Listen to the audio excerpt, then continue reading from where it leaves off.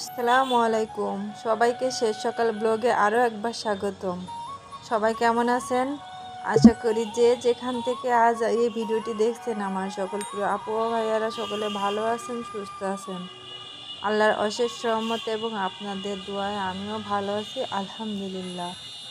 তো ভিউয়ার্স, এই যে আমি আসলাম তারপরের দিনে সকালের ভিডিও এটা, আর এখন বাজে সকাল 9:30। আর এই যে আমি আমার ব্লগটি শুরু করলাম।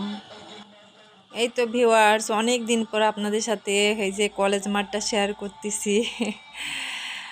এসে জানালার পর্দা সরাই এই কলেজ মাঠটা সকালবেলা মানে আমি দেখি একবার। তো সকালবেলা থেকে অনেক গাড়ির আওয়াজ পাচ্ছিলাম, আর কি বলবো, চিল্লা চিল্লি বাইকের শব্দ। পরে পর্দা সরায়ে এই যে দেখি এই অবস্থা। তো এতদিন আমার বাবার বাসায় ছিলাম, ওখানে ছিল ভোট, আর ভোটের মাইকিংয়ের আওয়াজে সারাদিন কানটা ঝালাপালা করে ফেলতো।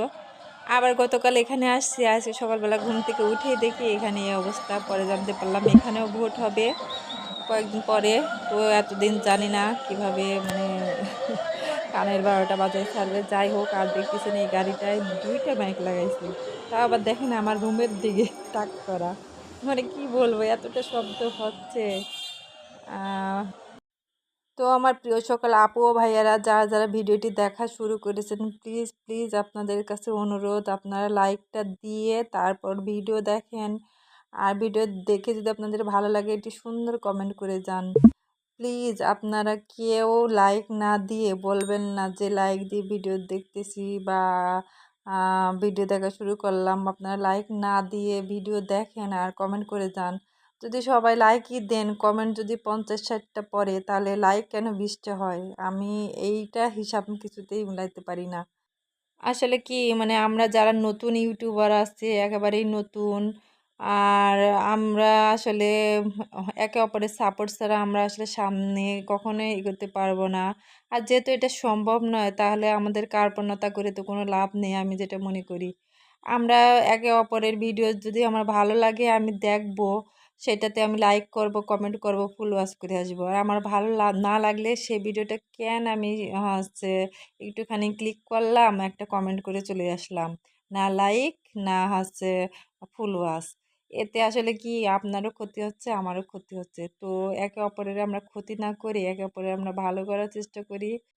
আসলে আমরা সবাই কষ্ট করে ভিডিও বানাই, আর একটা মেয়ে মানুষ সংসার সামলিয়ে তারপরে ইউটিউবিং করা আমরা সবাই জানি এটা কতটা কষ্টের। আসলে আগে আমি ভাবতাম মানে ব্লগ চ্যানেল মনে হয় চালানো খুবই সহজ।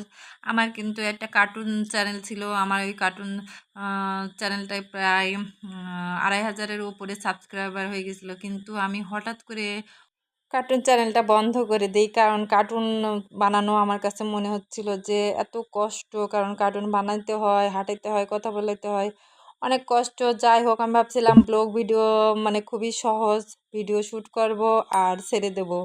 বাট এখন বুঝতে পারি দুনিয়াতে কোনো কিছুই এত সহজে পাওয়া যায় না বা সহজলভ্য নয় পরিশ্রম ছাড়া। তো ভিউয়ার্স, অনেক বেশি বক বক করে ফেললাম আপনাদের সাথে, কেউ কিছু মনে করবেন না। তো তো এই তো ছাদে আসছিলাম কাপড় দিতে, তারপর এই যে এখান থেকেও আপনাদের সাথে একটু শেয়ার করলাম, মানে কলেজ মাঠ। ভিউয়ার্স, আজকে দুপুরবেলা আমি কোনো রান্না বাড়া করি নাই, কারণ আমার বাসা থেকে রান্না করে দিচ্ছে, সেহেতু আপনাদের সাথে আমি কোনো রান্না শেয়ার করতে পারলাম না। আর এই যে এখন বিকাল 5টা বাজে, আর আমি গত ভিডিওতে দেখাইছিলাম যে আমি বাসা থেকে কিছু গাছ নিয়ে আসছি, ফুল গাছ, সেগুলা আমি এখন লাগাতে যাচ্ছি ছাদে। আর যারা আজকে আমার চ্যানেলে নতুন ভিজিট করেছেন, আমার ভিডিও যদি আপনাদের ভালো লেগে থাকে, চ্যানেলটি সাবস্ক্রাইব করে পাশে থেকে যাবেন বন্ধু হয়ে। আর পাশে থাকা বেল আইকনটা অন করে দিবেন, যাতে আমার ভিডিওটি আপনাদের কাছে পৌঁছে যায়। আর যারা যারা এই কাজটি অলরেডি করে ফেলেছেন, তাদেরকে অসংখ্য অসংখ্য ধন্যবাদ, দোয়া ভালোবাসা রইল। ভিউয়ার্স, আমি ছাদে গাছ লাগাতে আসছি, আপনার ভাইয়া জানে না।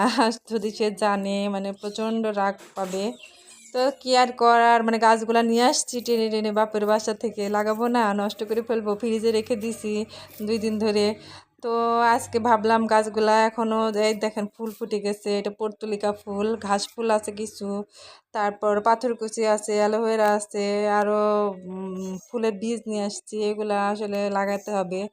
তো এই যে আমার টবে কষ্ট করে মাটি ভরতে হয় নাই, কারণ আমার আগে অনেক মাটি ভরা টব আমি রেখে গেছিলাম, যখন আমি মানে ঈদের আগে বাসায় গেছিলাম, মাটি ভরে ভরে রেখে গেছিলাম টবগুলা।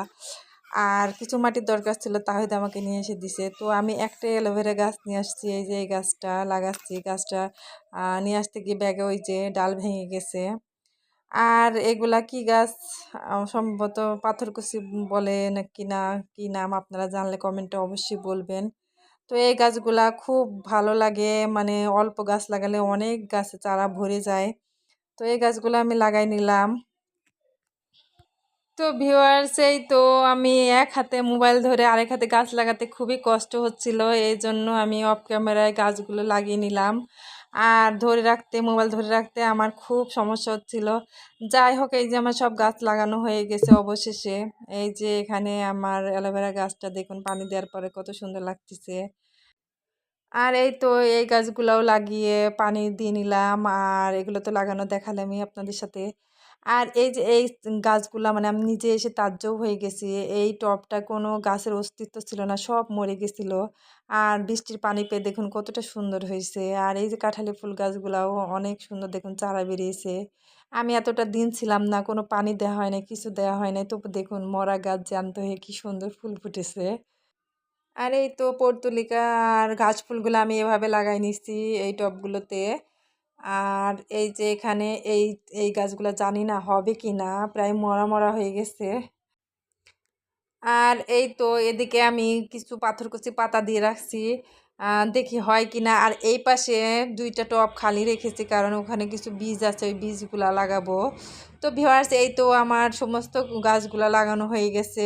আমি এই গাছগুলোর আপডেট পরে আবার আপনাদের সাথে দিব। আর এই পাশে ভিউয়ার্স, এই যে আমার সেই কামরাঙা মরিচ গাছগুলো, তো এগুলা রোদে মানে কি অবস্থা হয়েছে দেখুন। যাই হোক ভিউয়ার্স, সবাই ভালো থাকবেন, সুস্থ থাকবেন। আল্লাহ হাফেজ, আসসালামু আলাইকুম।